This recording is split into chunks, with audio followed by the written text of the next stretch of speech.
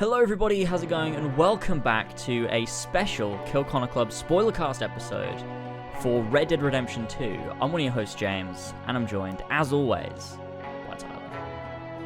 As always, how's it going, my friend? It is great. It's going pretty good. How are you? I'm great. I'm smiling ear to ear right now because we're about to talk about Red Dead Redemption 2.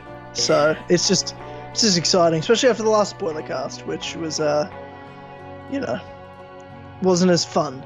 Was it doing? No, well, we were talking about Assassin's Creed Odyssey last week. I didn't even count that as a spoiler one. Not the Spider-Man one. Not the special. Spider-Man one was great and everything. I love that. But then we did the Odyssey one last week, and it was fun because it was four pillars. Had a great laugh. It was a great episode as always. But yeah, it's just nice to talk about one of the best games of all time right now, and that's what Red Dead Redemption 2 is. But before we get any further into it, I'd like to thank a few of the Sweet Vintage lads for helping power this podcast, because this special spoiler cast, as they all are, 24 hours early access for the people over at patreon.com/as always. For just $1, you get over 100 hours, 50 episodes almost of exclusive podcast content called the Kill Connor Clubhouse on every week Kill Connor Club isn't on, plus 24 hours early access to these spoiler casts. So to thank a few of the Sweet Vintage lads that make these happen, we have King Richard III, Ikraik, Ballsack47, Tman or Travis, Josh Devillier, Billy, the Team Tynamite Captain Robertson, Damian, Casey Wood, Viridian, yeah, is that right? Viridian? Yeah, that's right. I just feel like there's so many I's in that fucking name that I feel like I'm gonna fuck it up. Arbiter the Tony, Team Fizhy, ArunWyn, Mario 5380, Lumistrad, Austin, Andreu Martinez. People are getting real fucking hard names these days. Jesus Christ, you're making the whole list was fine and everyone's fucking up with their fucked up names. Anyway, Johan Valdez, Benedict Parker returns, David Bindis, ShieldZ, Awkward Cuck, Beau Daman, the Real Jorrator, Zahir, CaptainKeysOfficial, Kyle, OllieTheDane, Elstico91, Emil Katborg, Sjors, Prudhvi Muvva, Julli, Adam Sunling, HBars12, Jason Last Medici, the ACMJS, James Lad, Yazen, Joe the Sexy Boi Smith, Brian Ford, Connor Durose Bully in the Alley, Joshua Mora, Gene, Marcus Blackburn, Seth, Oscar, Ravjai, Son of a Bitch, Ogeaidogo, Brendan or BQ Overlord, and Pink Flame 313. Thank you, Sweet Vintage Lads, for making these special Kill Connor Club spoilercasts happen. All right, James, Red Dead Redemption 2, you've finished it. I've finished it. So for the people listening right now, if you haven't finished it, go finish it and don't listen to this shit. If you're thinking, I don't want to buy it, I just want to hear what these guys think, fuck you, go buy it. You have no excuse. If you don't have a gaming console, I don't give a fuck. You figure it out. Do whatever it takes. You get this game, you play it, then you listen to this spoilercast. Not before. All right, I assume you played the game and finished it. If you're listening, James, Red Dead Redemption 2. Mm-hmm. Wow. We talked about it last week on Kill Connor Club. We talked about some of our thoughts on it, just generally early on, spoiler free, of how we're feeling about it. And we all agreed that it was incredible, the world building, the gameplay, the mechanics. But I said to you, James, but until the game's over, I won't know how I feel about this. I won't even know if I like this game, because this is a prequel to Red Dead Redemption. My favorite story in a video game ever, the original game. Mm-hmm. And there has to be a reason they're telling the prequel. This has to tie together, has to fit perfectly. I had two criteria, James. Mm-hmm. The criteria was Arthur has to die. Yeah. And I have to be playing as John when this game is over. Mm-hmm. Not only did Rockstar deliver those things, they made me wish Arthur never died and gave me a 27% of this massive game storyline playing as John Marston. They gave me more than I asked for and made me regret and rethink my whole life. James, this game is incredible. Do you agree? Oh, completely. No, like we said on Kill Connor Club, there was no doubt in my mind when we were talking about it before we'd finished the game that it was one of the greatest games ever made. But it was, like we talked about, for me to determine whether it was my favourite game of all time, they had to nail that story. Because, of course, the most important part, arguably, of Red Dead Redemption 1 was its narrative, which was fucking incredible. And if you're making Red Dead Redemption 2, like we talked about all the way up until release, they had to make this game link to Red Dead Redemption in some way, otherwise it's pointless. Like, why are you doing this? Why are you setting it as a prequel? Why are you including John Marston and Dutch Van der Linde if you're not going to link these things up?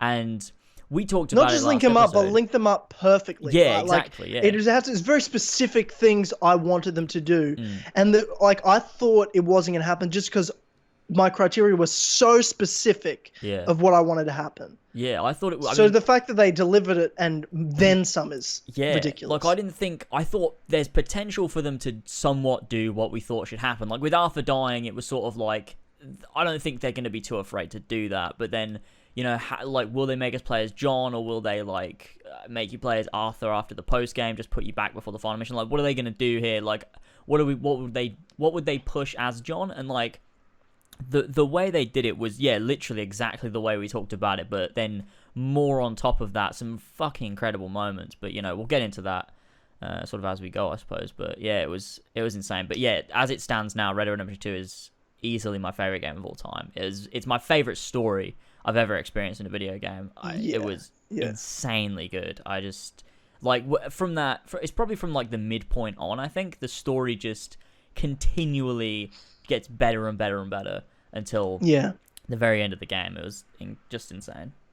I think the way the story was panning out, right, like, it was, like, solid and interesting, and it was, like, developing everything, the gameplay, the way the world works, the way the story's going, kind of giving the backstory to Arthur, and you just got the vibe of all the characters and their relationships together. Arthur's relationship with John, Arthur's relationship with Dutch and Hosea and everybody.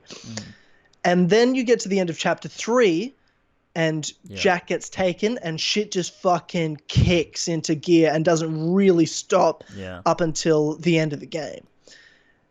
And I would agree with you. I can safely say this. Red Dead Redemption 1, to me, is my favorite script story in a video game. Red Dead Redemption 2 is now the best story in a video game ever. The best script, the best narrative I've ever played in a video game. No doubt about it. Number one. Do I think it's my favorite video game of all time? I haven't decided yet. It's 1 or 2, right? I don't know if I can say it's better than God of War overall as a game. I'm not sure yet. I need to let this settle for a bit. This certainly is the best script, my favorite storyline ever. No doubt about it. Is it a better game than God of War was? I haven't finally decided, because I did say, like, Red Dead Redemption 2's, the only flaws I've got from it is some of its third-person, you know, combat mechanics. Aren't always perfect. They're great, but they have some janky moments control-wise. Definitely some janky control moments with some shooting and hand-to-hand. There's definitely, it's not perfect. Now, the thing about God of War is, my argument here is, I can't fault the game in any way, personally. I think it is a flawless game. Other things God of War can improve on, yes, but nothing was not working, if that makes sense. Nothing didn't work how it was intended to work. Could they add to things? Could they make things a bit easier? 100%. But it's, to me, the only game I've ever played that I think is perfect. Flawless, I should say. 10 out of 10. I agree with you there. If I was basing my list on which game, in terms of its mechanics and the way it plays is the better one, then I guess it would be God of War, because it's a far, not even a far, like, better it's a working small game. But to me, with Red Dead Redemption 2, I think it had that edge because there were more things I enjoyed, and the story to me was better, and I think therefore it just gives it that edge. I don't think there's much between them. I think they're both absolutely incredible games, but I think just there was something about Red Dead Redemption 2 that puts it over God of War for me. It might be because Red Dead Redemption is a more special franchise to me than God of War is, so that adds that edge. For sure, 100%. But yeah, I mean, I'd agree with you in the sense that I can't seem to fault God of War in any way. Whereas there's criticism, of course, you can give to anything, but and it's easier for there to be criticism because Red Dead Redemption 2 is a far bigger game, a more ambitious game than God of War. Though God of War in itself and this is what I love about both games. No doubt about. This debate we could have all day. Obviously, we want to get more into Red Dead Redemption 2 and everything. I just wanted to point that out of, like, I don't know which I think's my favorite game of all time, but they're the top two. And in 1 year, we've got both of those games. Before that, my top 2 games were Red Dead Redemption 1, 2010, Skyrim, 2011. Those are my top 2. It's been in 7 years, I haven't had a game compete with those 2. In 6 months, I've had 2 games beat those 2. The sequel to my favorite script, which is now my new favorite narrative in the history of video games, Red Dead Redemption 2, and God of War. Yeah. I just want to point that out. They're both amazing video games. I'm not sure where I sit it yet, but that's where it is, right? Like, it's right there. It's a fucking, it's a fucking pube hair difference. Like, that's how close it is. You know what I mean? Like, it's fucking close. Yeah. But Red Dead Redemption 2 is just like... This is what I love about Rockstar. They take so many calculated risks while always staying true to themselves. It's not a franchise that makes all these changes that you'd call risks that aren't real risks. They're just like trying to be something else. No, Rockstar takes risks that no games have ever done before while always staying true to the roots of what their franchise is. They know what Red Dead Redemption is. They know what that first game established. By calling it Red Dead Redemption 2, they know what we wanted narrative-wise. They know what we expected narrative-wise. They delivered that. They know what we wanted improved and built upon world-wise, gameplay-wise. They did that while at the same time taking all these leaps, bounds, risks for immersion, for just world building, for just creativity. I don't think I could not brag about this in every single way possible, but when it comes to those risks and those ambitious things they did and changed that no other games have done before, what to you stands out that you think of when you think of Red Dead Redemption 2? You're like, that was amazing, that was incredible.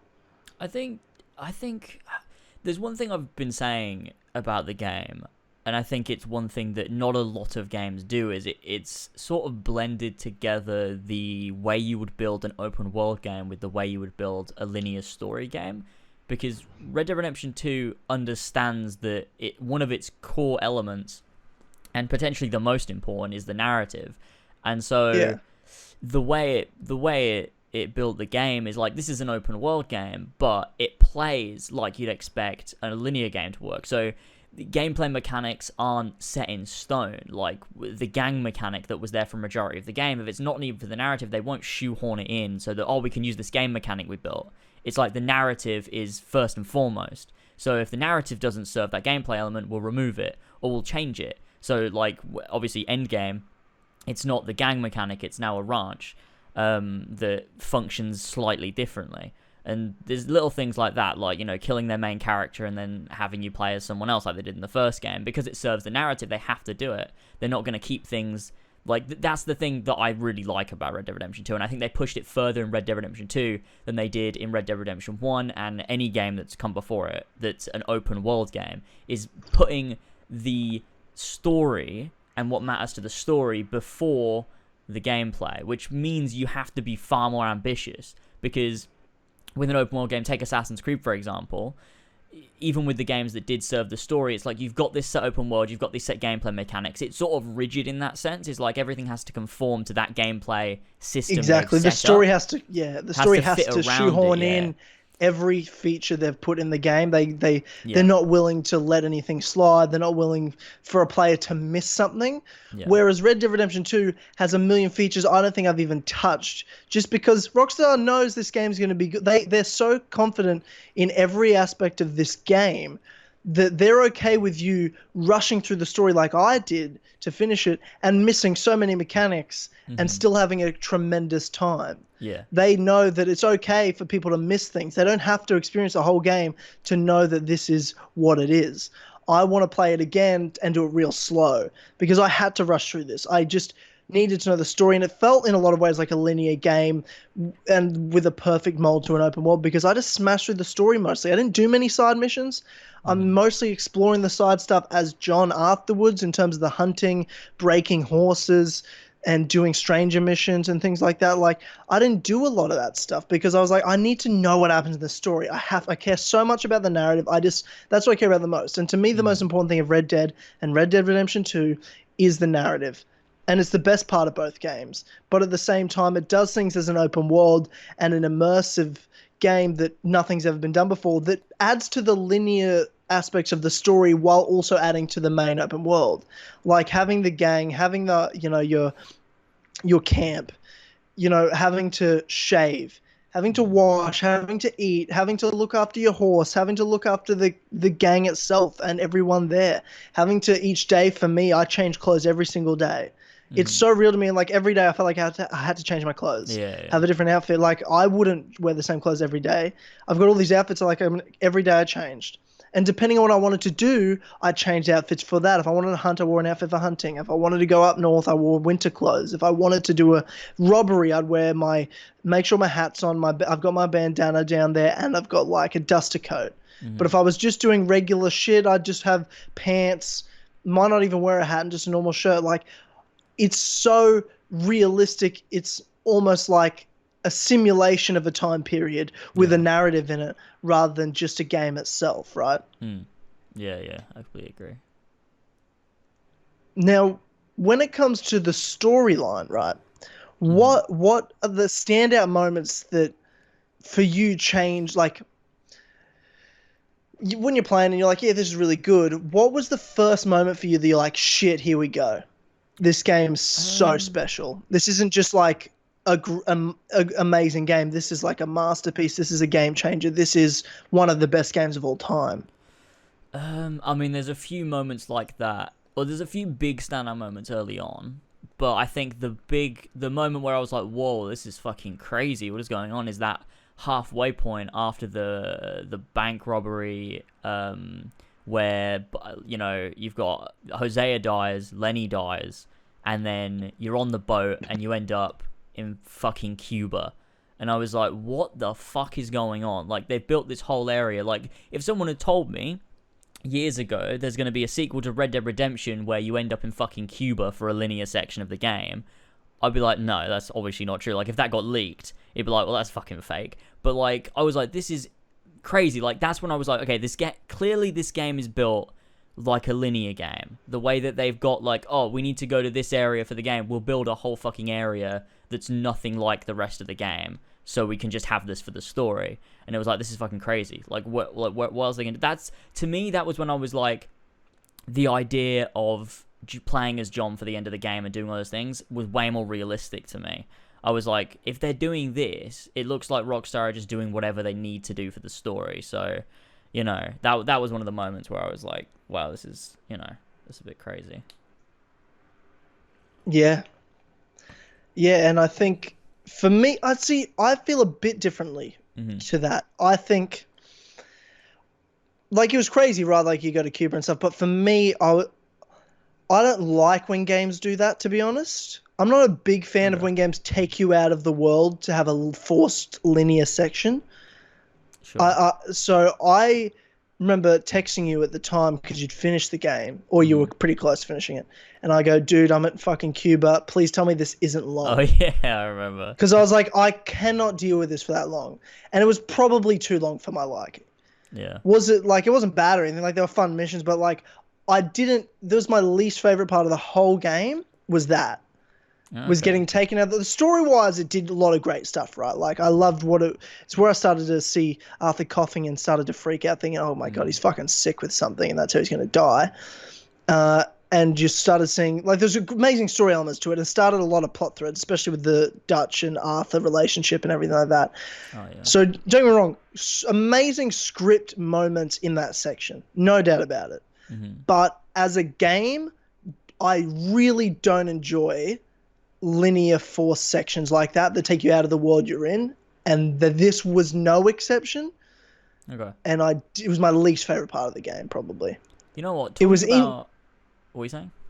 I was just saying it was interesting and all, but again, it's my least favorite part. Talking about least favorite part of the game, I think the only part of the game where I found myself actually thinking, oh, I don't really want to do this, was the weird, I get what it did for Dutch and the gang and the story, I get it, but it was also really boring, was the missions for the Native Americans, because it felt like the arc even though it sort of served Dutch, it was almost like, I'm not interested in this storyline.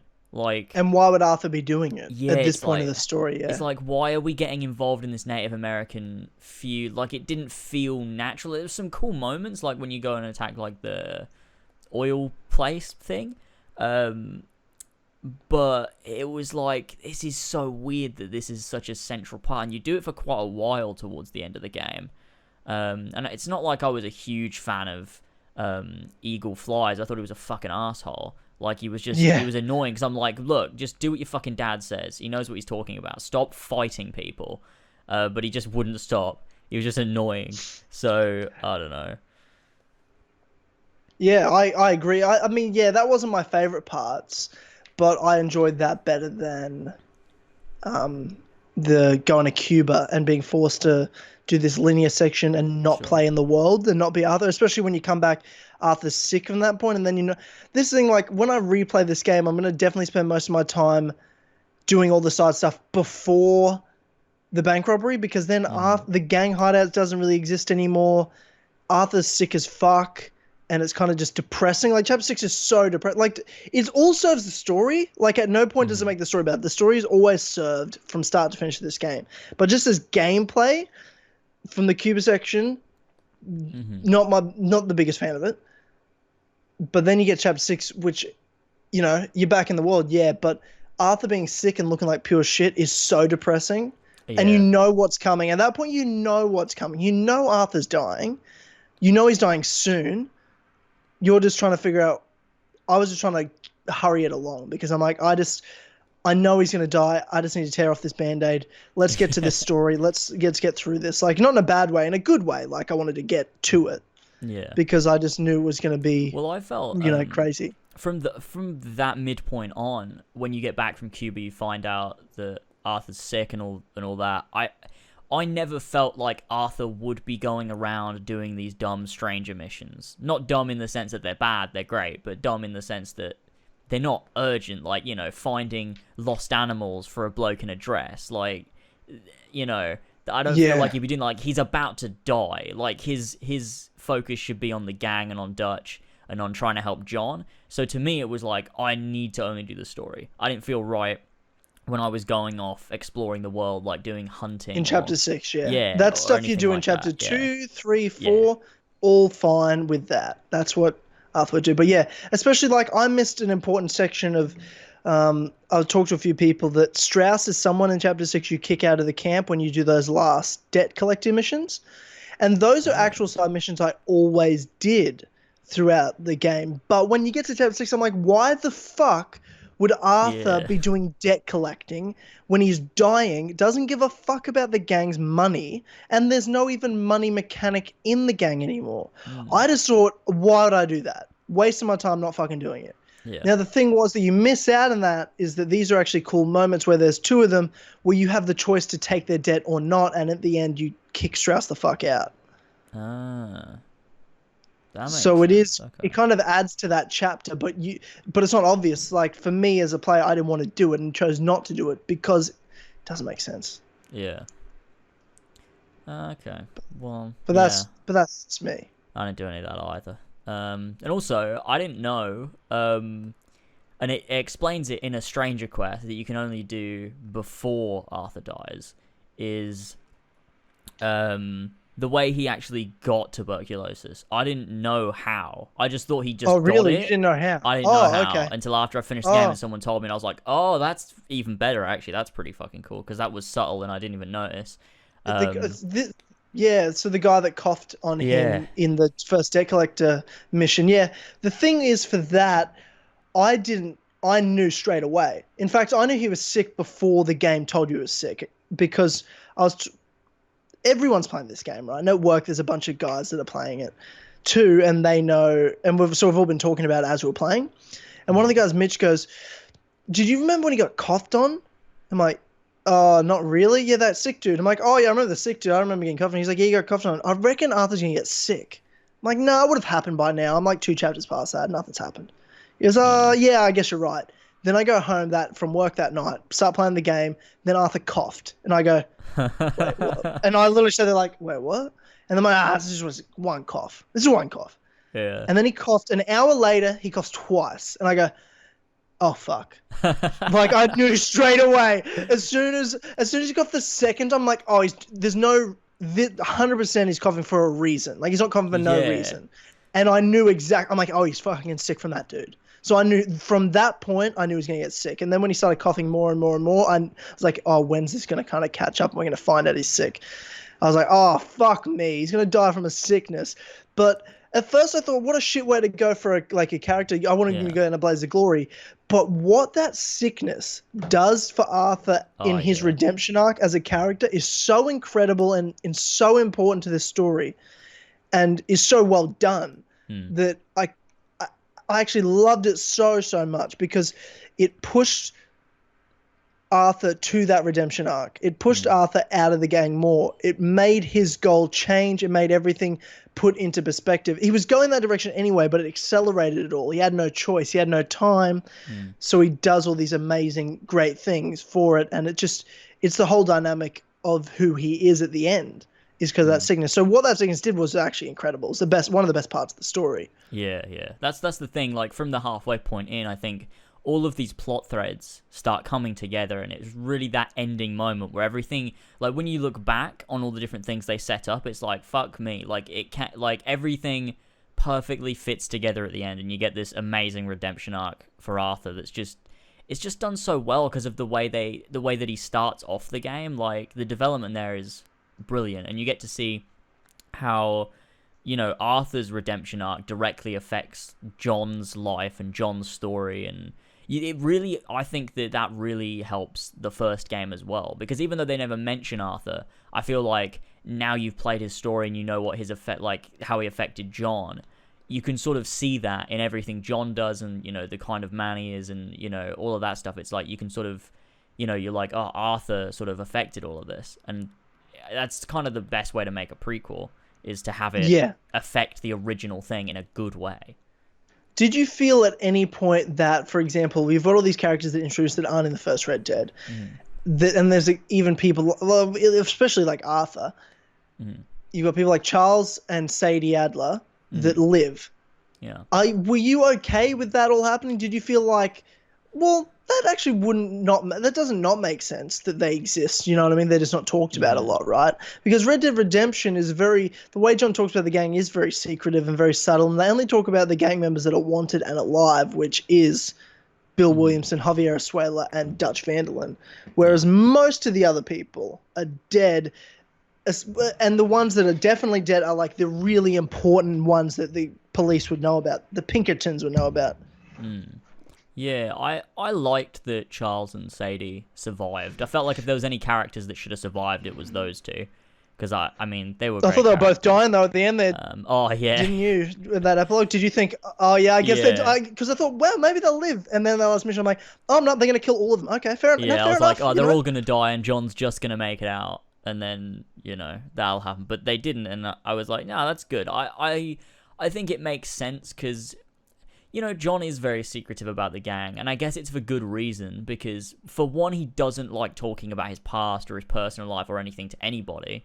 He's always been like that. But also, he doesn't talk about the gang other than the ones that are alive and wanted, probably because he doesn't want to give off more than he needs to about the gang. Like, for one, he wants completely out of that life. He doesn't want anything to do with it anymore. But also, even still, he barely tells anyone about that stuff. Yeah. Even when he's like, he doesn't really tell Bonnie much until like he trusts her. Yeah, and even then, it's not much. Like, he's it makes sense to me. Like, they wrote Red Dead Redemption 1 in a way where it was so ambiguous and vague, and John was so secretive. It was almost like they did it on purpose.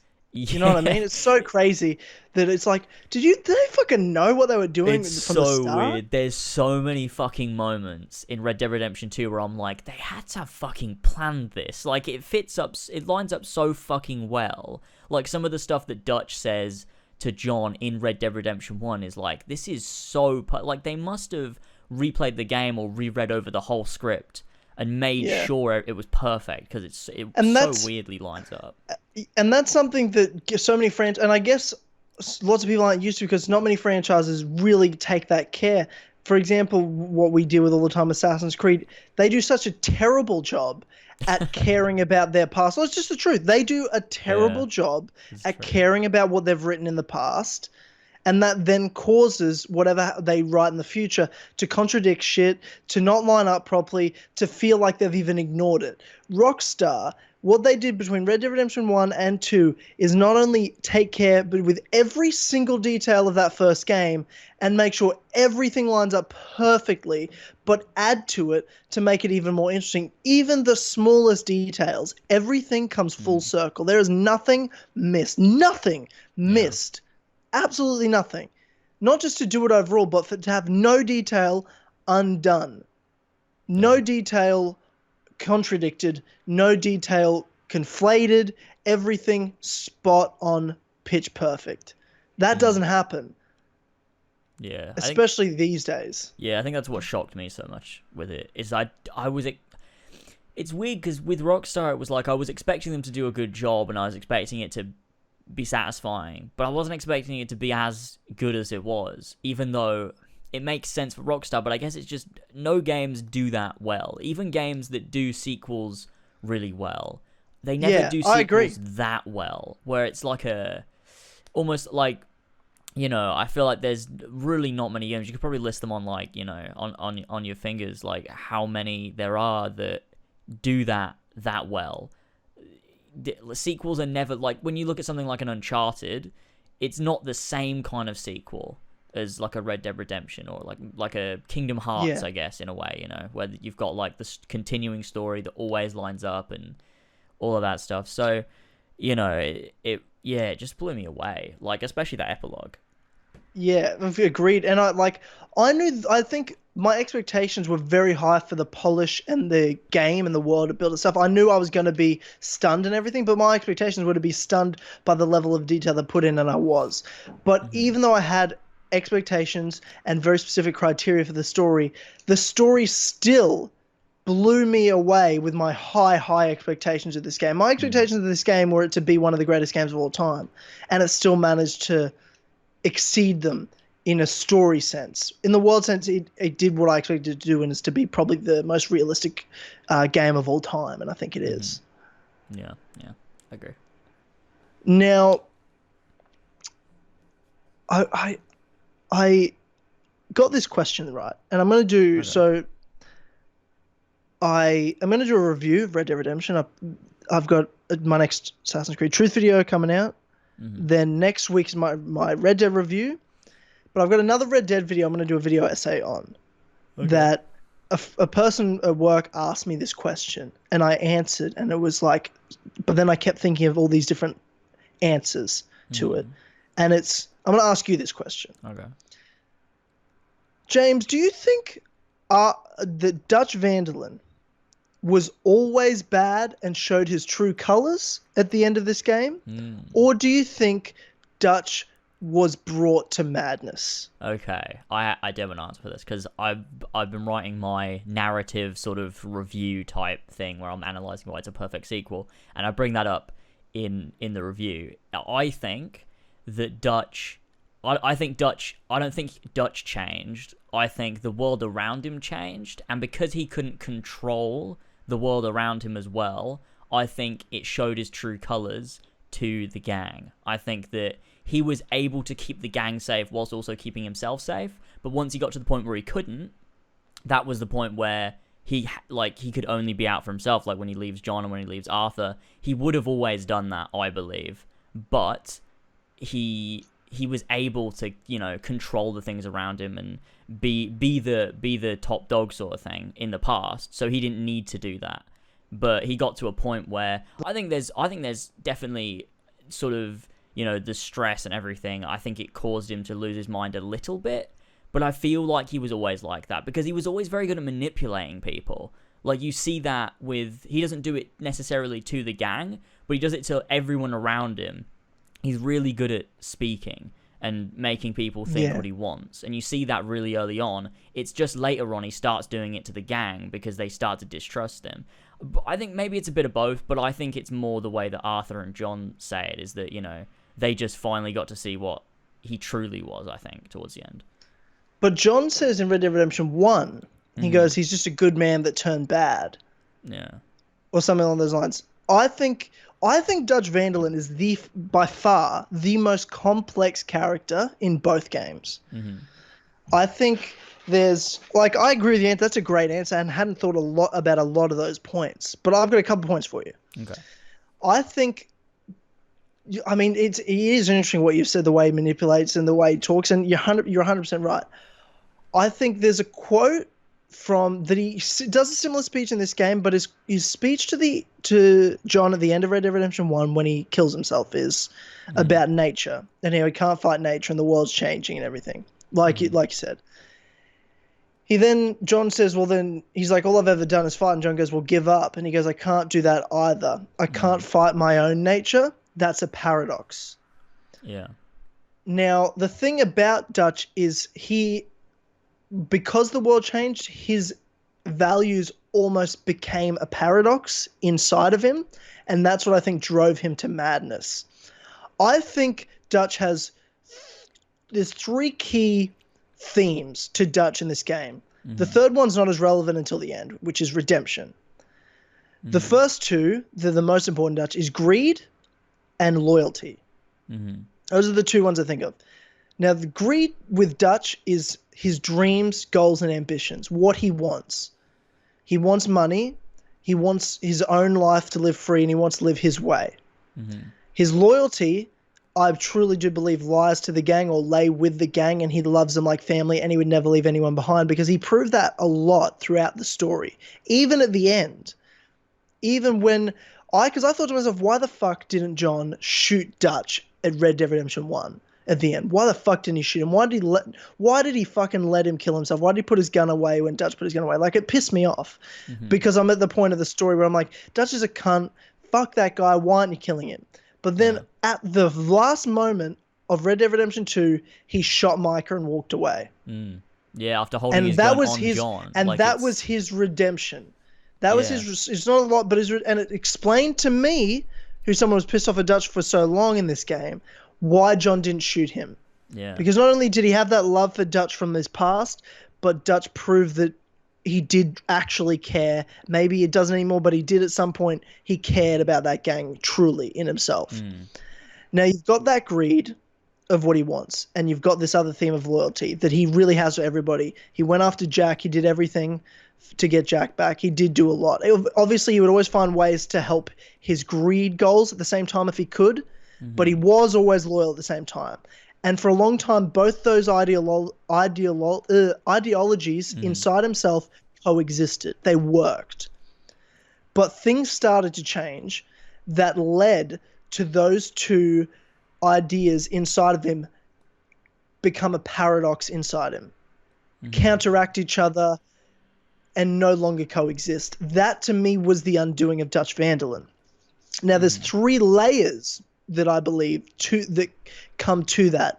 One is that the story tells and what the facts of what we see that happen with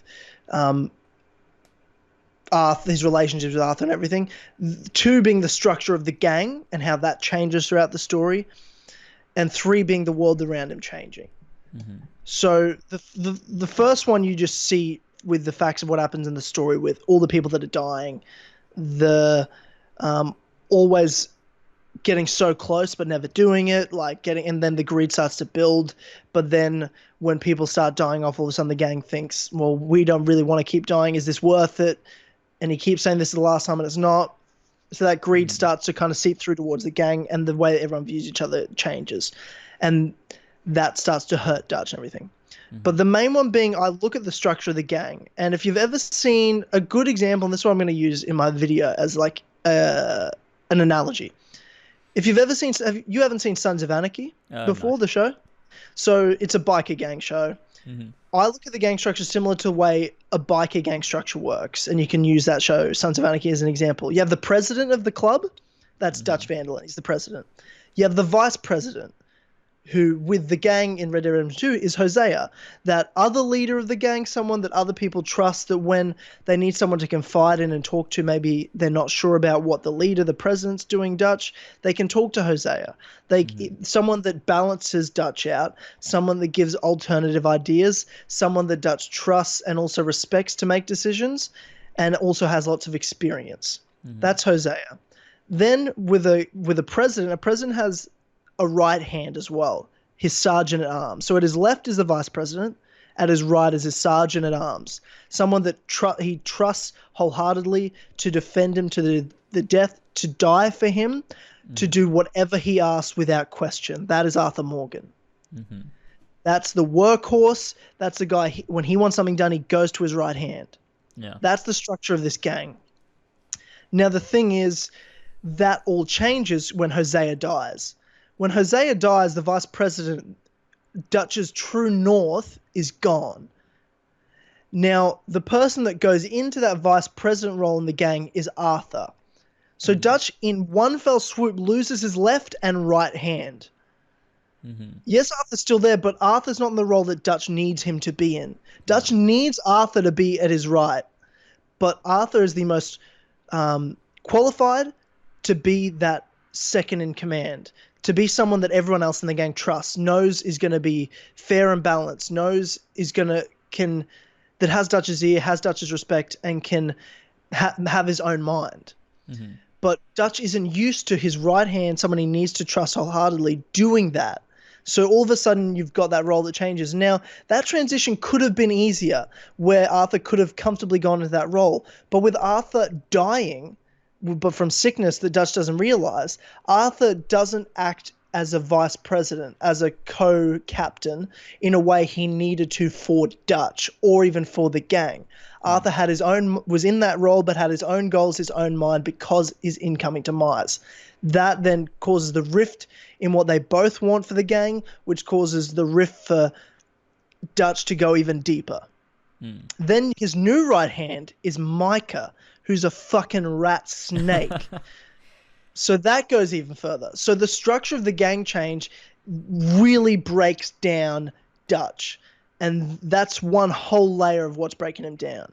Then, of course, you've got the greed and loyalty combination that's not working together anymore, where the gang wants one thing and he wants another, because his greed's getting to the point where he knows he's at an age he can't do this for much longer. He needs to get out, he needs to finish. So the greed becomes more and more desperate, and the loyalty when you're more and more desperate in one way and prioritizing one over the other falls behind. So his loyalty ideology fell behind his greed, which caused the gang to rift, which caused his life just to be this paradox that just couldn't work anymore.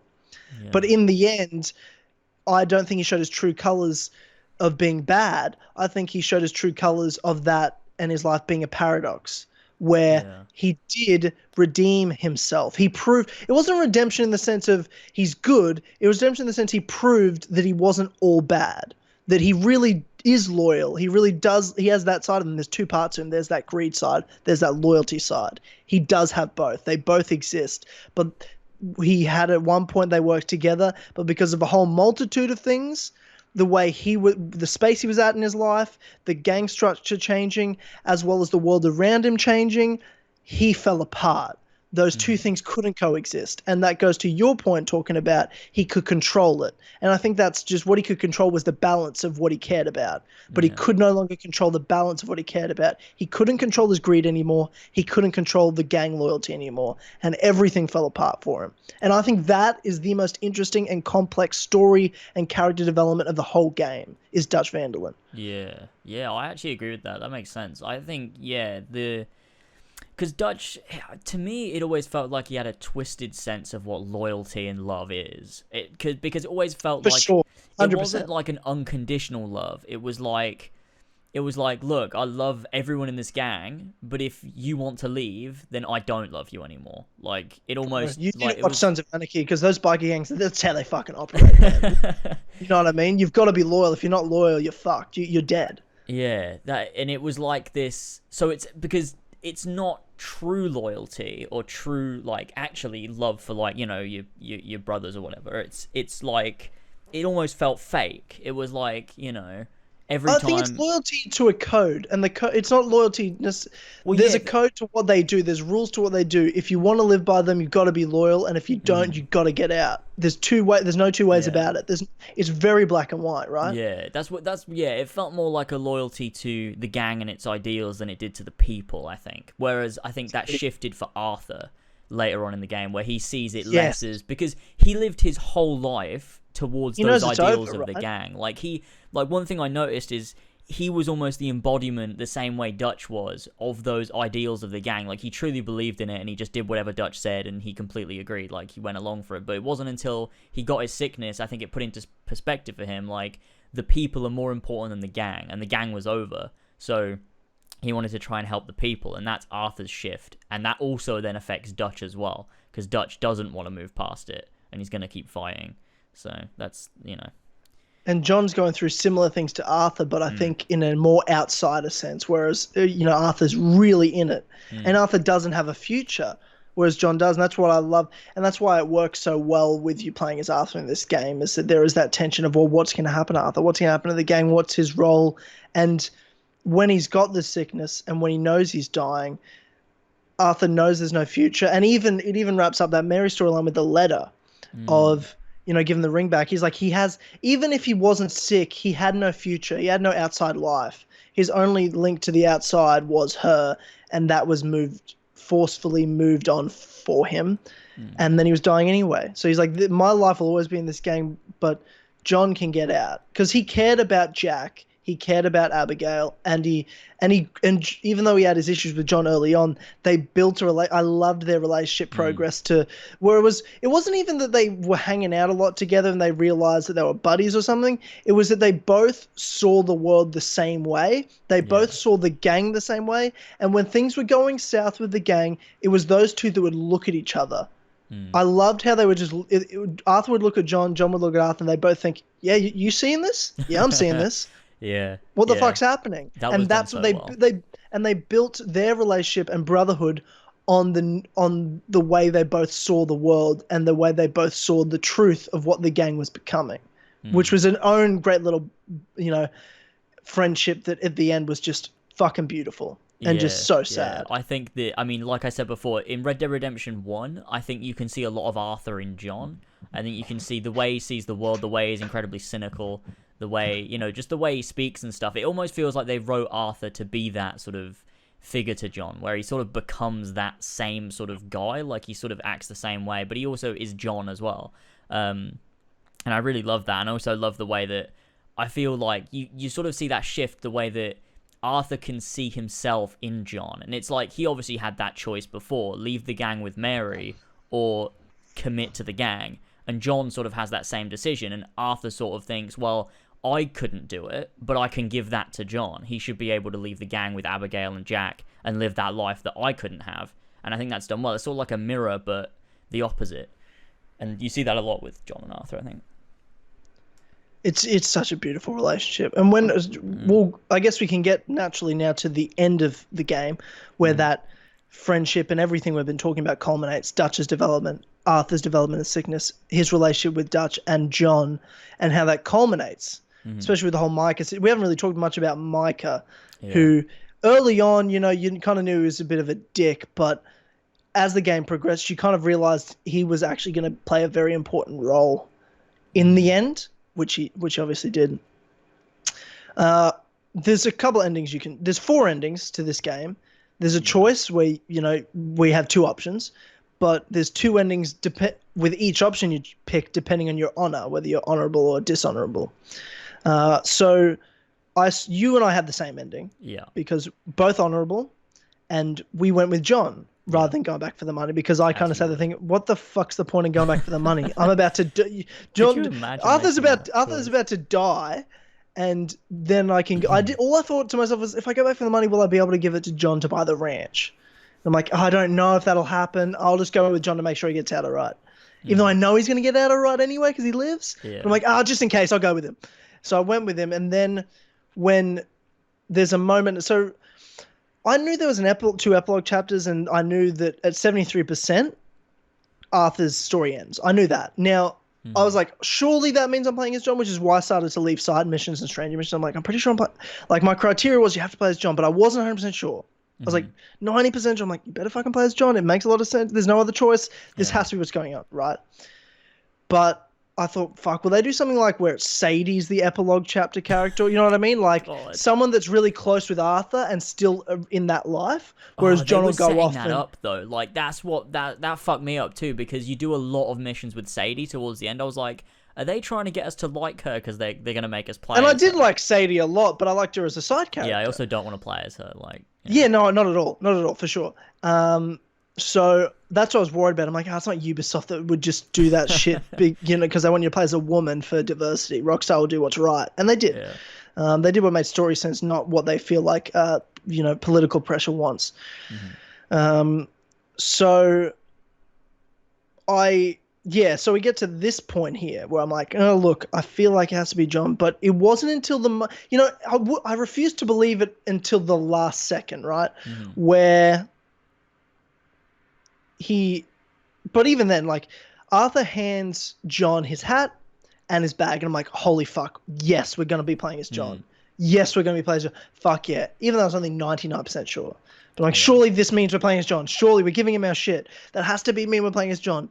And then you have your horse dies, and I fucking suck. I was oh my god, yeah. Crying. Don't remind me.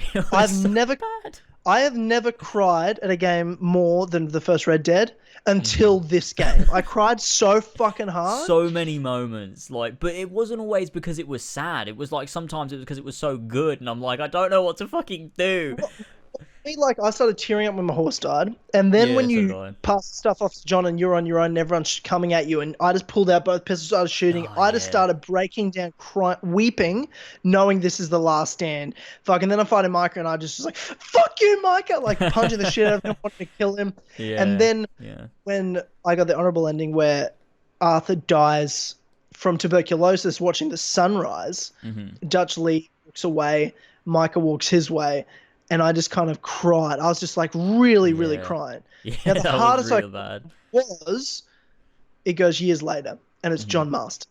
He's with Abigail, Jack's older. He's 12. We're in 1907. And I'm like, holy shit, this is it. This is the moment I've been waiting for. Tell me I'm about to play as John fucking Marston for not just the end, but for 27% of the game. I know. And then camera pans to where you're in play mode and you're controlling John Marston. I literally put the controller down and started hysterically crying. With half of it was sadness for what had just happened to Arthur. The other half was joy of like, yes. Literally the same thing. I collapsed on my desk and I was just crying on my desk over playing as John Marston. It was fucking ridiculous. I was so fucking happy. And how crazy was it? Like, I had that criteria of like, Arthur has to die, play as John. But fuck, I didn't want Arthur to die at the end. I was like, no, let me play as Arthur. Okay, I have a game as John. Let me have a game as Arthur. I don't want to. They do it so well. It's so fucking crazy. Arthur's just as good a character as John is too. Like, they have their own way. And John Marston. They did. I want to play as John Marston. But fuck, I love Arthur. What an amazing... That's the thing, because I put out that poll on Twitter, like, doing the difference between John and Arthur, and I think there's...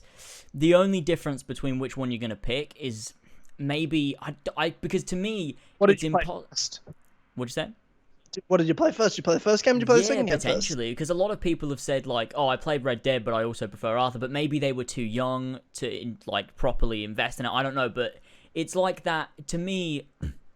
John Marston is always going to be my favourite, no matter how good Arthur was, because it's John Marston, like... Yeah, agreed. And I agree with you. John's still my favourite. I needed to play as John at the end, and that's why I cried so hard playing as from joy. Even though I was sad about Arthur, I was in tears of joy that I'm playing as John Marston after 8.5 years. I got a prequel for John Marston, and I got to play as John Marston. Crazy. It almost didn't feel real. Like, it felt like I was in a fucking dream. It was so fucking strange. Like, playing as this character again after so long, it was crazy. Yeah, I completely agree. completely agree. Yeah, it was. Just to go back as well to that bit before you play as John, when you're in the camp and you're confronting Dutch after Arthur thinks that John has been killed. That moment when John walks back into the camp to confront Dutch as well was so fucking good. Just hearing him call out from the distance and show back up was fucking great, and then teaming up with him to try and escape, and then like you said, that final moment where Arthur puts the hat on John, and then John is like trying to get him to join him, like trying to get him to come with him, and Arthur's like, no, I need to stay here and fight everyone off. And then John's final words were like, you're my brother. And then Arthur's like, I know. And then he fights off the guys and everything. It was just so fucking good. It was like the completion of their sort of relationship arc that they'd set up and everything. It was just, it was so brilliant. Then we get to the epilogue, though, which was... I mean, I think of it as like this game has two games in it. You have Arthur's game, which is its own story, which is the best story of the game. The epilogue isn't as good as the main story, but the epilogue is like fan service to... It needed to be done. Red Dead Redemption 1 fans, it's exactly what had to be done, and also gets to wrap up the last little threads of Arthur's story, which was really just Micah and what happened to everyone else. Yeah. Then, of course, you got to build the ranch. Like, in terms of fan service moments, doing what needed to be done, setting up Red Dead Redemption 1, what did you think overall with, like, building the ranch, learning how to be a rancher, and just kind of that the first chapter was a bit of fun, but I was happy it was over and to move on to that second epilogue chapter, personally. Yeah, first off, could we just talk about how, for some reason, everyone had the same glitch where John is really fucking skinny? For some reason. What the fuck is that about? I don't know. They're trying to fix it apparently, but it's so fun. That's so weird, because I didn't notice for so long until I could... I need to show this somewhere. I might post a picture when, like, it's been a while, so don't spoil anything, but there was a moment where I noticed, and I was like, there is something so wrong here. It was so weird, like, he was so thin. But... I noticed it instantly. I was like, I mean, I guess that's what they're doing with this, but it's super... Okay, whatever. Right, I just kind of moved on. Yeah. But it wasn't until a point where I realised it was wrong and not meant to happen. It was I didn't notice that. Yeah, I didn't even think about that. But you told me to reload the game, and I didn't. I'm like, oh, thank fuck, that's way better. Oh, that's 1,000,000 times better. Oh, God. Like, I knew he wasn't as big as Arthur or anything, but he didn't have to be literally, like, the opposite. Yeah, like a fucking skeleton. It was so weird. Yeah, so weird. But yeah, I mean, I liked that. But his head was normal size, by the way. Yeah. Like, his head was normal, but his body was fucked. It was so weird. Yeah. I like the first epilogue section where you're in Pronghorn Ranch with Abigail and Jack, and you've got like it was just that sort of sense of you're playing as John, and you're seeing what happened to him in between Arthur's story and Red Dead Redemption 1, and it was almost like, because it wasn't the most exhilarating gameplay, but it was almost like I'm playing as John Marston, so it is the best thing ever. And it was anticipation of like, what are they going to do? Are we going to be building Beach's Hope? Are we going to get to see, how close is this going to get to the original Red Dead Redemption? Because there was still so much left of the game at that point that it was like, how far are they going to go with this? So I loved all of that stuff, and just that beginning section is just playing as John was fantastic.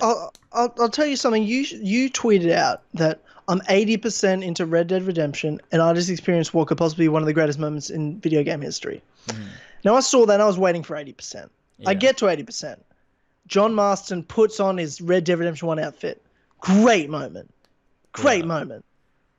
Not one of the best moments in video game history, and kind of ruined the moment for me. Well, you were expecting more. Look, for me, it was I was expecting more. When you say one of the greatest moments in video game history, I expect more than putting on an outfit. I'm like, I guess so. Like, but I don't need him to be in the outfit for it to be good. But what happened was, the reason I loved it so much was because he put on the iconic outfit, and then when you get on your horse and you're riding, it plays the theme for the first game.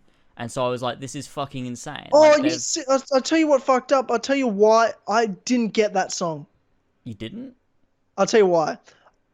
because I wish I'd known before. It was my first. He had a fucking massive beard and shit. And I was like, oh, gross. He's not wearing the original outfit and having a fucking massive beard. So I shaved, made him look like John Marston from. I always have John look like John Marston from Red Dead. I don't let him grow fucking hair or beards and shit. Yes, I have him looking identical to the first game. But because I went back inside, I turned the horse around, just went quickly back inside the house, shaved, and went back out. The song stopped. I didn't get it. And I didn't know what the song was. I didn't hear enough of the song, but I knew the song. I was like, oh, I love moments. One of my favorite things of Red Dead, both games, is those moments where they play actual music. Because I love those soundtrack moments. And they were great in this game. I feel like the first game had better moments. Yeah, I agree. But I missed that one. That was a good moment. What song was it? It was the theme from Red Dead Redemption. Did they have the same lyrics? One... No, it was the one that plays at the end when you're going. I might be thinking a different part then. When you're going to kill Micah, it plays there as well. Oh, okay. Yeah, maybe I didn't notice that. I don't know. But there was a song I missed, like an actual like musical song with a guy singing and shit that I missed because I went to shave because he looked dumb. Yeah. Oh, I don't like remember. It's not like this soundtrack was great and everything, but Red Dead Redemption 1 songs I got to say are way better. Like Far Away, the place when you're arriving. Yeah. One of the best moments in video games. The Bury Me Not on the Lone Prairie, like. That might be nostalgia though. Like, dude, I don't give a fuck. Are you telling me Dead Man's Gun, the credit song to Red Dead Redemption 1, doesn't shit all over the credit songs in this game? Because it does. I guess so. Yeah, I agree, but I'm just trying to think maybe it is just nostalgia. Dead Man's Gun. Because it just, especially what you've just played, because you get the credits when you're Jack and you kill Edgar Ross, and then, the first line is, hands upon Dead Man's Gun, and you're looking down the side. Like, it's just like, oh my God, you know what I mean? Because you've got your father's gun and shit. Like, it's just, the song just is so good. Whereas, like, they're great songs and everything, but man, the Red Dead original ones are fucking shit all over the Red Dead 2 ones. That's all I'm saying. That's something Red Dead Redemption 1 is better. They had better songs, but I did miss one song, so I don't know how good that was. So maybe that was a really good song and I missed it. But I don't even remember that happening. But yeah, maybe. I feel like it was when I was riding to see Sadie, and I got the original outfit, and there was just like a song that played, and I missed it. Yeah, I don't really remember though, but yeah, that happened. Happened. There was a couple other things in the epilogue that I noticed. Is one thing is, well, the music for a start is slightly different. There's a lot of little melodies that were from the original Red Dead Redemption. It makes it feel very kind of reimagine John Marston-y, which was really cool. And also the Deadeye sound effect is the Red Dead 1 sound effect instead of Red Dead 2, which I thought was a little thing that was like, I don't know why they did it, but they did. And it was like... Yeah. I didn't even notice that, to be honest. Yeah, it took me a little while. I was like, because when Arthur does it, there's a little clock ticking sound effect to tell you time's running out, but there's not with John. It's just the one from Red Dead 1. Okay. Which was cool. Didn't even notice. That is cool. But they did that thing as well in the barn when you first get your guns back and you go in and you're taking out all those guys and you go into the barn and he holds the shotgun like from the front cover of Red Dead Redemption 1, which was cool. Just lots of little fan service things that were just really nice to have there that were really cool in the epilogue. I think one thing that I didn't know I needed with the epilogue, though, that was amazing was the John Abigail stuff that they really got to delve into. Because I think the funny thing about the first Red Dead was, especially the first time you play it, is you don't see Abigail until the end. You just know John has a wife. You don't know if she's like a good character or anything. You just know he has a wife. And you've got this character in Bonnie McFarlane. You're like, what? Man, I wish they got together. You know what I mean? Like, you're like, they're great. Bonnie's awesome. Like, that's what you'd think. But then you get to the end, you're like, oh no, Abigail's great. But you don't know much about her or her romance with John. They're just already a married couple that's been together a long time. They have a 16-year-old son. It was great to see their build up from John, early on, he left her and Jack as a baby, denying that Jack was his kid. And then you see his growth of like accepting Jack as his son, but being kind of a shithead dad, to then, 8 years later, trying his best, committing, loving Abigail and, proposing to her and all that, using Arthur's ring. Like, just their full circle was another under the radar, but really powerful character development and growth through the story that I didn't know needed to happen, but needed to happen. You know? Yeah. That was like one of them, because one of the moments I knew they needed to do was the building of Beach's hope, but there was so many other things they did in that epilogue that was like, it just made it so great. Like, yeah, the moment when John proposes to Abigail was like, that whole section was great. Just seeing John, his sort of full development of going from not caring about his family and all of that stuff to being like, you know, the sort of the man that Arthur wanted him to be, like, and, you know, sort of how happy he was. Like, there's not many moments where you see John Marston genuinely happy, other than when he's with his family. And it was sort of mirrored that of Red Dead Redemption 1, when he's sort of back on the ranch and everything, and it felt good. It was great. And another one of those little things was the relationship between John and Jack, which is hard in this game because you can't really have much of that development, because that development kind of all happened in the first game. Like, you can't retell the same development between those two characters of like Jack finally accepting, you know, John as being there, because he can't yet. You do, but you get to see, and you get to kind of understand, because I'm like, well, Jack's 16, and if he left the gang ages ago, like, what does Abigail mean when she talked to John in Red Dead Redemption 1 saying, well, he hasn't really had a father, he's used to, you know, always being gone, things happen. I'm like, what are you talking about? But you see, like, when he was a kid, he left, Abigail and Jack leave for months. You know, John only 4 years before, when he's 12 years old, like, John's always, you know, doing shit in between then, and then he only has a couple of years with John at the ranch before John and them are taken away again for 12 months for John to leave and hunt down Bill and everyone. So it makes more sense. That's another thing that really, you know, those like, oh, I kind of get why, like, there's been lots of long periods where John's been gone and Jack, 1 minute when he thinks he has stability, then it's taken away from him. So you got to see that storyline kind of added to that makes sense to the first game without having to finish that development between Jack and John, because it happens again in the original Red Dead Redemption. Yeah, that was done well. I also loved how they sort of showed why Uncle was with them, because that always confused me in Red Dead Redemption 1. I'm like, why is Uncle here? Because John hates him as well in Red Dead Redemption. I was like, he hates this guy. Why is he doing here? Like, what? I don't know. Who is he and why is he here? It was always so just confusing. Forced his way in as Uncle does. Yeah, it was just, but it was great. And you can see in Red Dead Redemption 2 that he does actually care for Uncle. It was just sort of like the gang's punching bag. But like they do care about him, which I liked. Like, there's that scene when he's with Charles and Uncle after they've built the house, and they all just get drunk and they're just like, you know, having a good time, and that was a good scene, because it's like, again, you don't get many scenes where you see John Marston happy, and yeah, it's quite, and it was quite great nice to get having this. Charles there for it as well. Yeah. Like, that was great. Yeah, that was good.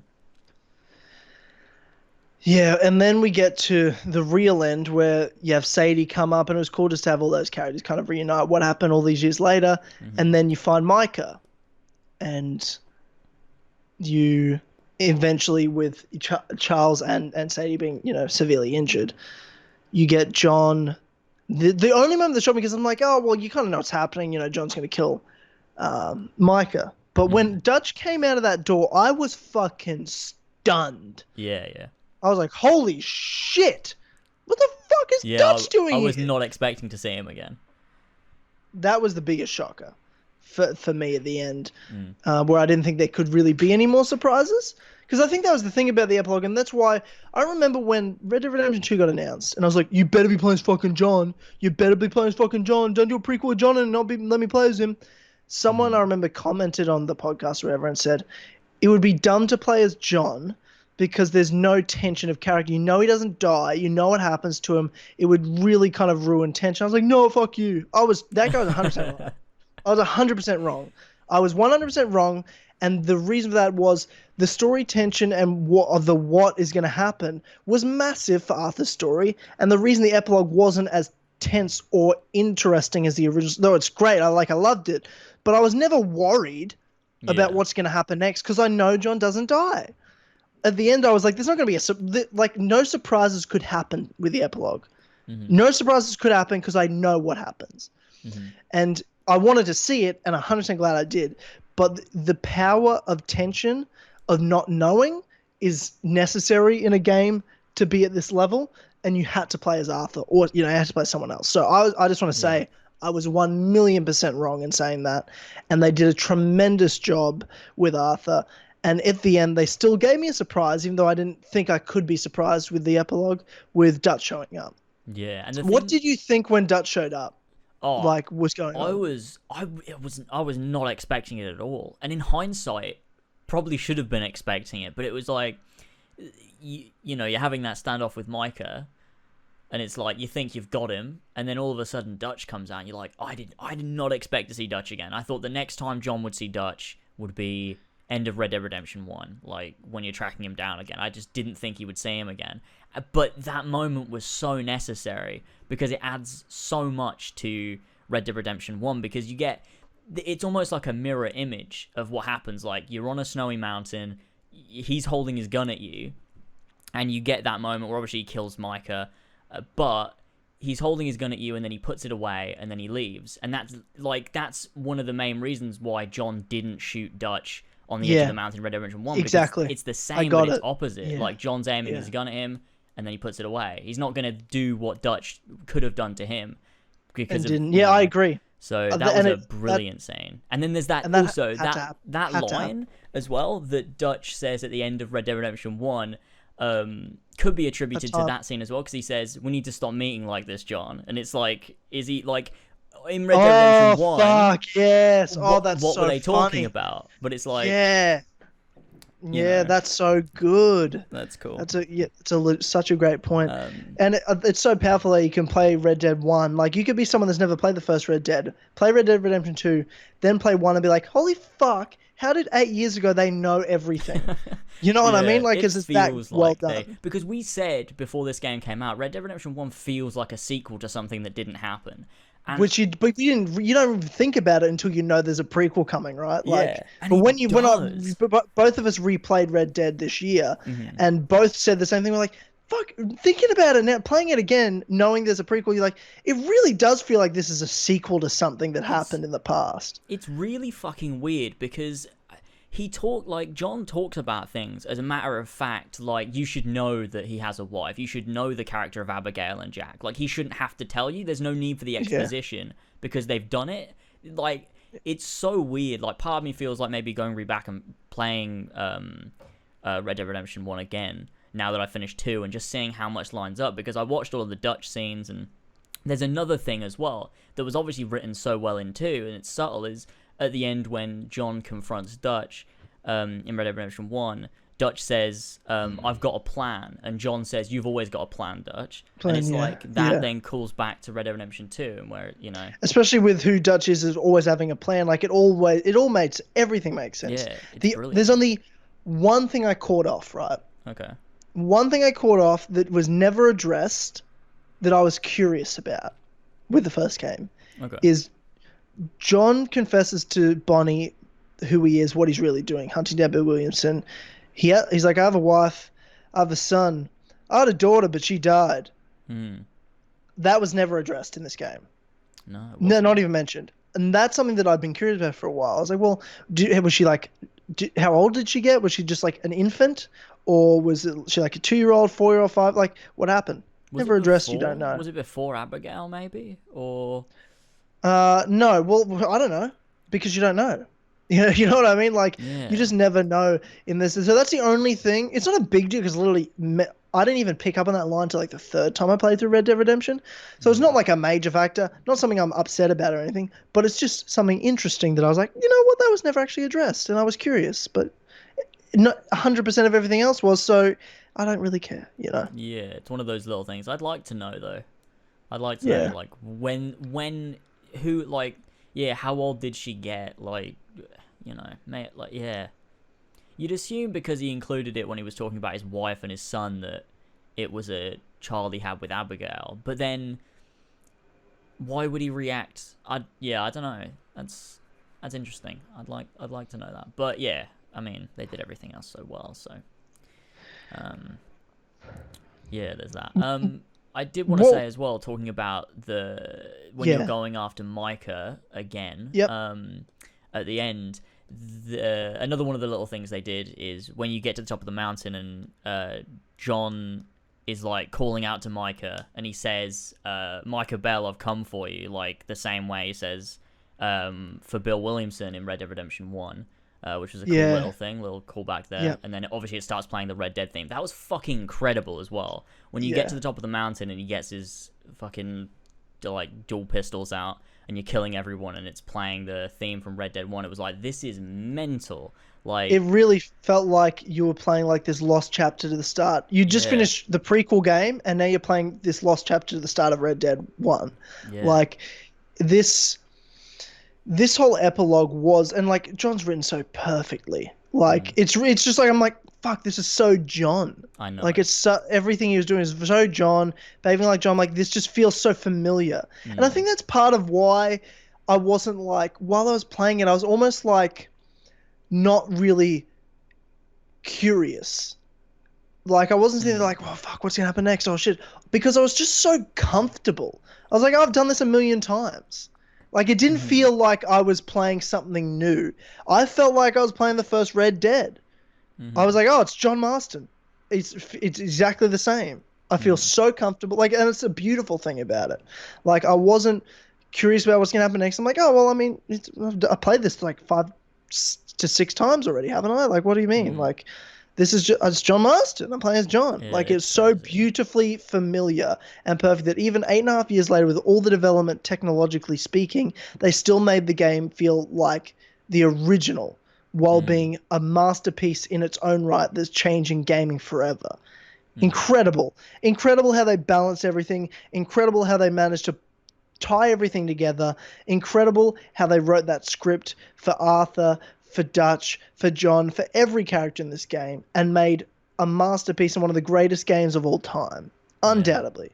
What a great fucking game. It's Red Dead absolutely Redemption 2 crazy. I was. just can't, like, it's crazy to believe that it's done. Like, it was announced, you know, years ago, and we've been waiting so long for this. Like, it's, I keep thinking back to it, like, playing that epilogue, it was fucking insane that 8 years later, we were playing as John Marston, written so well in this map that, like, Crazy. like Surreal. riding along those roads. Like, the first time I went from Pronghorn Ranch to then go and, like, to go to Blackwater to get the loan and buy Beach's Hope, it was like riding across those roads to get down, like going past the entrance to Beach's Hope and then down to get into Blackwater was like, this is like, it was so surreal, so strange playing that and riding through so those familiar and so new all at the same time, like so unbelievably surreal. It was like visiting home after being away for a really long time. It was great. Amazing. Well, that's Red Dead Redemption 2. I think we covered most shit, to be honest. I'm pretty sure we did. I'm not sure. We didn't talk a lot about the world and gameplay and side shit, but we want to do this spoiler cast mostly for story anyway. Exactly. I'm trying to think if there's anything we might. Oh, I tell you what. There's one moment that I thought I'd touch upon. Is that moment where Dutch, when you get Angelo Bronte and Dutch drowns him. And then John is like, whoa, what the fuck? Like, what are we doing? Like, that's sort of one of the first moments where John realizes Dutch is sort of, like, losing it. And the line that Dutch says to John is, well, the way I see it, it was either him or me, and I figured it might as well be him. And that's the same line that John says to Javier Escuela when he finds him in Red Dead Redemption 1, and I thought that was a nice little... missed that one. Missed that one. Yeah, you've picked up on a few really good lines. I made sure, like, when I noticed them, I'm like, okay, I'm going to make sure I remember these tiny little things, because I appreciated them. Like, you know, little moments. I'm sure there's a bunch that I missed, though. I feel like there was a lot done in this game. For fans and the whole gang, and we didn't talk much about like the other gang members like Bill and Javier and stuff. Like, I mean, Javier I thought was a really great character for the first half and then just disappears the second half of the game. Bill was actually really great, just like you understood his role in the gang and how funny it is that he has his own gang, and how it even makes sense why John didn't even take him seriously when he showed up at the start of Red Dead 1. Exactly. And then you know what I mean? That makes a lot of sense when you think about it, because it's just fucking Bill Williamson. He's an idiot. Yeah, exactly. So he shows up and then he gets shot. It's like, oh, okay. That's why John didn't take him seriously. Yeah, that's like when at the end of the game when Abigail's talking to John about like where he's been, and like he's like, oh, like how was Bill? and he's like saying that everyone in New Austin was scared of him, and Abigail like laughs, and she's like, "Wait, what, Bill?" And it's like, because obviously they know that he was just an idiot. So like seeing him run a gang that was, you know, terrorizing people was like, you know, unexpected. Yeah, and we've got to mention obviously the greatest mission of the whole game. Lenny, my boy! What a fucking great mission. That was classic Rockstar. That was great. That was amazing. And Lenny, seeing Lenny go was so fucking God. jaw dropped. Hosea dying. Nowhere. That bank robbery was crazy. That's what I thought was like, oh, is this where the John gets left for dead mission is? But no, it happens again later. He's left for dead fucking twice. Jesus Christ. Yeah. Yeah. Fucking, man, we could talk about this game all day. This is just Red Dead Redemption 2, masterpiece. One of the greatest games ever made. And the best story of any game ever, for me. Yep. Not even close. Totally agree. Yeah. Bloody crazy. And the only competition for a game being better is God of War, and even then it's like neck and neck. These two, amazing. Yeah. What a year it's been, and we're 3 months away from Kingdom Hearts 3, bro. Man. Then I can die. I literally said I have to survive in life to play Red Dead 2 and Kingdom Hearts 3. I'm 50% of the way there. Yeah. Now it's time to end. I finally wrapped up this story that I've loved so much of characters of John Marston and that whole thing. I just need to wrap up my childhood of the first console game I ever owned, which was Kingdom Hearts 1, back on the PS2. Time to finish that story up. But actually, before we wrap this up, James, I got one question for you, a very important question. Red Dead Redemption 2 is over. We've got everything wrapped up with the Dutch gang, everything tied together with Red Dead Redemption 1. Now, what's next? What do you mean? What's next? Red Dead Redemption 3? Or is it Red Dead Revolution? Red Dead something else? Or is it Red Dead Redemption 3?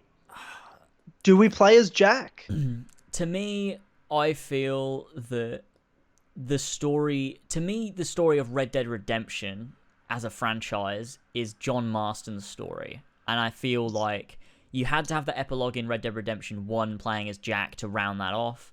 You had to play as Arthur for the prequel to tell that story of John Marston properly. I feel that Red Dead Redemption is done. If they're going to do another Wild West game, which I think they should, of course, give it another subtitle, call it Red Dead something else, and do a different one. Because I feel Red Dead Redemption is John Marston. I feel it's his story, so I feel it's done. Because there's nothing more they could do. If they want to do another prequel, like, no, they can't. Oh, someone said that to me today. Someone goes, "Well, if Dutch was young," I'm like, "No.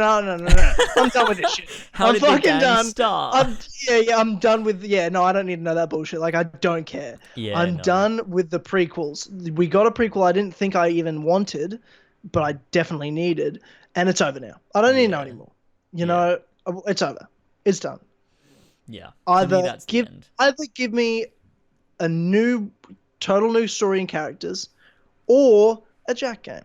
I'm not gonna have an issue if they decide to make a Jack game, because if they decide to do it, they obviously have a storyline in mind. Yeah, you know exactly. I mean?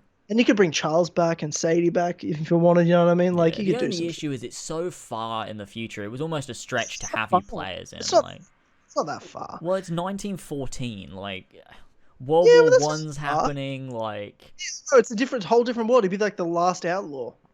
I guess you could do it. Like, they don't have to conform He doesn't even have to be an outlaw. He could be like a bounty hunter. That could be what he does. That's true. He could do. Like, it's not about a gang. You're not an outlaw. It's like you're a bounty hunter, Jack Marston, and then that leads to a whole other story that may connect more than you think. There could be. Yeah, if they were gonna do it, they'd have to really take some risks and make it so it's not just because it's 1914. They'd have to be like, look, this is a Red Dead Redemption game, not necessarily a Wild West game, because there's so many things that could happen in that time. Like, and I wouldn't be mad at that. The story. I'm sure they would do a good job, but it would have to link as well. Like, if they're calling it Red Dead Redemption, it's got to link to John Marston in some way and make sense. Well, I mean, it's Jack as well. Jack is still very important to both games. Yeah, they're also not going to do it, but. No, I don't think they're going to do it. I don't think they need to do it. I'm just saying I wouldn't be against them if they decided to do it. You know what I mean? Neither would I. I would love to know, and the only reason is because there's no happy endings, right? Like, it's great that Jack avenges John and everything, but Arthur dies for John. John still dies because of what happened. Yeah. Only a few years later. Yeah. You know, at the end of the day, God, the Pinkertons that hunted down the gang still win. They kill John Marston. At the end of the day, John's story, even though Arthur saved him and died for him, John still dies. Jack avenges him, and that's all well and good.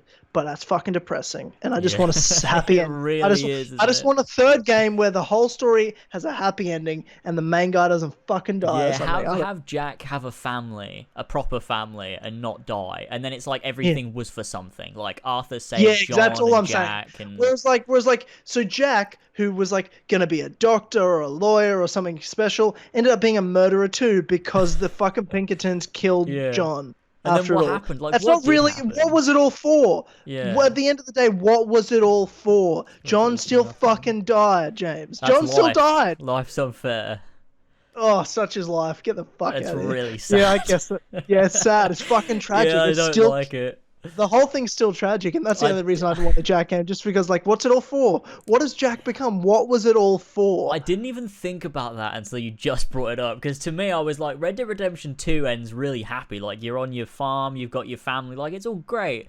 But that's great, but you know he dies in the end. He dies. Oh no, shit. I didn't forget, but like I blocked it out of my mind. That so that sad. happens like 4 years later. Anyway, he dies anyway. I think that's where he's happy. I'm like, he dies like in 4 years. And then Abigail dies like the year after. 3 years after. Oh, whatever. She dies in 1914. Oh, because that's where that scene takes place when the end game happens. He's just buried Abigail, right? Yeah. That's when Jack goes, now I can, because Abigail never would have wanted him to be a killer and do those things to get revenge, because it's Abigail. She never wanted John to do any of those things anymore. So after she died, he goes, now's the time. Yeah. Now's the time I'm on my own. It was really and Jack's easy as well. What's it all for? Jack is on his own. He's alone. I know. That's so fucking depressing. And he doesn't live this life out of the gang. He fucking murders people. What was it all for? To get them out? Jack's not out. Jack starts the whole fucking cycle again. He's just a murderer, yeah. He just tracks down a government agent. And if you play like me, you also kill his wife and brother. Like, you know what I mean? Yeah, so do I. Every time. Every time I play it, I fucking murder the fuck out of his whole family. It's so he's just fucked up. It's fucking depressing, bro. All of that happens. I had no idea. He did it with John, and John got out for a bit, and Jack was going to be something special, and they all thought, because he's so smart, read all these books, and he still is alone and a fucking murderer. That's the end. He's a murderer that lives in a ranch on his own that he can't manage because he doesn't have anyone with him. Yeah, and all he did was read books. He didn't even do anything on the ranch. Oh, no. Yeah, at the end of the day, Jack is alone and a killer. That's what it was all for. Oh, God. I like to think he just goes east and finds a family. That's it. That's kind of depressing, to be honest. I know. It is depressing. The whole story is depressing. Yeah. Like, sure, it linked up, but at the end of the day, the ending of Red Dead still happened, which is so depressing. I know. Oh, I wish John didn't die. No matter how you look at it, it's so depressing. Like, I love that Jack got revenge. It's great. It's a great ending to but at the end of the day, it's a great ending to a tragic story. Yeah, it really is. It's just a silver lining to a depressing fucking story. I know. And it's also fucking rainy when you start playing as Jack as well. So sad. He's just fucking alone. Uncle's dead, Abigail's dead, John's dead, and everyone from his past is fucking dead. He kills people. He's not a special doctor or a police officer or a lawyer or... he's just a fucking killer. I know. And that's what it was all for. So that Jack could be a fucking killer. He's the worst out of all of them. He's not doing it for any reason. He's just murdering fucking innocent people. Revenge, which Arthur's totally against. You don't get revenge on people. Like, that's literally through the whole Red Dead Redemption 2, revenge is pointless. But that's what the ending of the whole story is, revenge. Did you think about that? I didn't think about that till just now. There's something about revenge is pointless, revenge is pointless, revenge is pointless. That's how this whole saga ends, is a revenge moment. Yeah, like John and Arthur both redeem themselves for Jack to just be a murderous, guy driven by revenge. I love it, but yeah. It sort of just sad. means that it just makes it's like depressing because it's like, oh, everything's just pointless. Like, Yeah, it just sort of goes full yeah. circle again to just. Well, they can't. Well, when you're a bad person, like they all, at the end of the day, they're all bad people. They're all killers and thieves. Mm-hmm. At the end of the day, you can't come back from that. You can't just have a happy ending. You've got to go down. The road to hell is paved with good intentions. Sure, they want to do good things, but they still fucking did bad. Yeah, maybe Jack just blew his fucking brains out after he killed Edgar Ross. Right hell, there, man. right there and then. I'm alone, and then he killed himself. After the probably. credits, like when the camera goes into Jack's face and it comes up with Red Dead Redemption, that was the moment. Then he just pulls the gun to his head and just kills himself. It's like, there's no fucking point. Fuck, bro, that's so depressing. Yeah. Wow. Okay. But Red Dead Redemption 2, what a great game.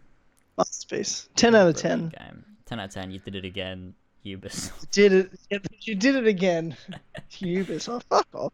All right. Brilliant. Shut this bitch up. Okay. Well, thanks everyone very much for joining us. If you're listening on releasing this on Patreon early, right? Yeah, 24 hours early. Yeah. Right. If you're listening to this on Patreon, thanks very much for your continued support. If you listen to this on YouTube, consider going to support us on Patreon. The link is in the description, or go to patreon.com/asalways. It's just $1, and you get access to things like this early, as well as Kill Connor Clubhouse every week that the Kill Connor Club isn't on. So go and check that out. And to thank a few of you sweet vintage lads we have supporting us here on patreon.com/asalways, we have King Richard III, Ikraik, Bullsack47, Tman or Travis, Josh Devillier, Billy the Team Tynamite Captain, Robertson, Damian, Casey Wood, Viridian, Arbiter the Tony Team Fizhy, ArunWyn, Mario5380, Austin, Pink Flame through and 3, Andreu Martinez, Johan Valdez, Benedict Parker Returns, David Bindis, ShieldZ, Awkward Cuck, Beau Daman, The Real Jorrator, Zahir, CaptainKeysOfficial, Kyle, OllieTheDane, Elstico91, Emil Katborg, Sjors, Prudhvi Muvva, Julli, Adam Sunling, HBarts12, Jace the Last Medici, the ACMJS, James and Lad, Yazen, Joe the Sexy Boi Smith, Brian Ford, Connor Durose Bully in the Alley, Joshua Mora, Gene, Marcus Blackburn, Seth, Oscar Ravjai, Son of a Bitch, Ogeaidogo, Brendan, or BQ Overlord, and Pink Flame 313. Thank you all so much. You said Pink Flame twice, you dickhead. Did I? Yeah. You don't read his name, James. Did I say it at the beginning? Yeah, you did. Oh, shit. I'm so sorry. I tripped up. Okay. I didn't even notice. Alright, well, thanks everyone so much for joining us. Thanks for listening. Thanks for supporting us on As Always. It's great. That was my outro. Yep, and we'll see you guys next time. Bye. Goodbye, everybody.